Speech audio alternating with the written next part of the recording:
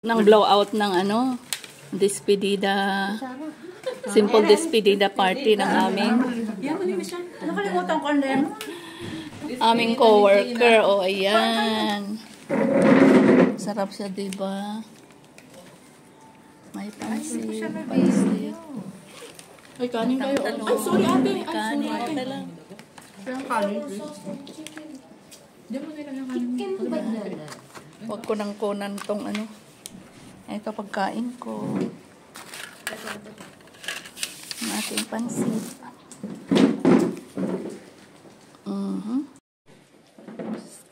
Kain tayo, guys. Nakasombrero ako. Di ba sa Pilipinas, pag nakasombrero, bawal sa atin. Kailangan daw tanggalin kasi walang respeto daw pag nakasombrero.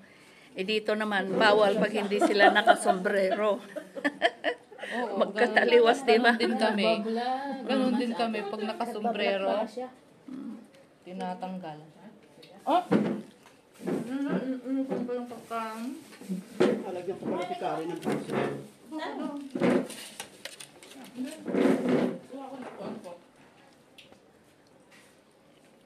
Gina, lagyan ko si Kari ng pansit. Oh, ikaw naman, ang daming ganun. Atin lahat yan. Oo. Sino nagluto pansit? Ikaw? Chicha. Hindi, wala siya. Nasa bahay siya. Okay. Maraming salamat sa mga nagluto. Diba? Sarap kumain pagka masalo-salo. Oh, ayan. Chet. Sabi, yung bukod mo. Ulit ka, Michael. Kain. Kain na. Ready to ka magplato, malilit ko. Buwanan ko lang si Karina.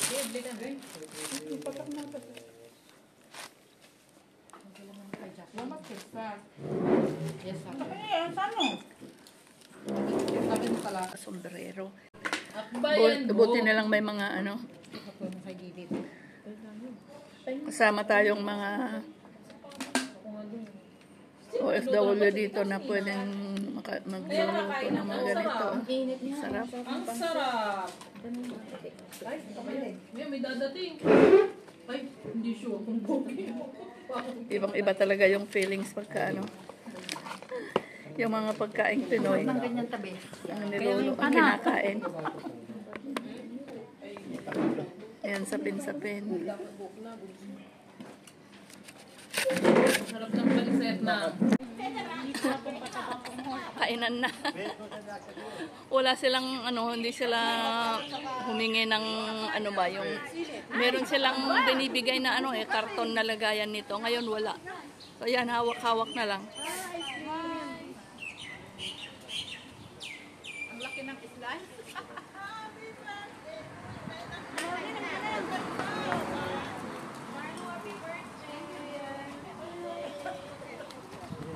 Kinuha ko with mushroom and cheese. Yung iba with corn.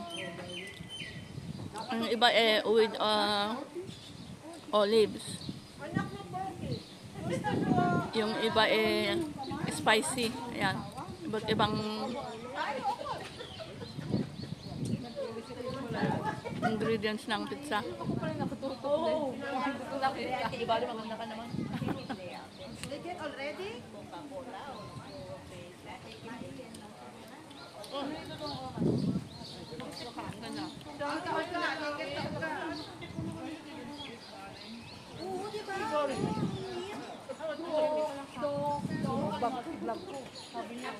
Harap mo sa mukha.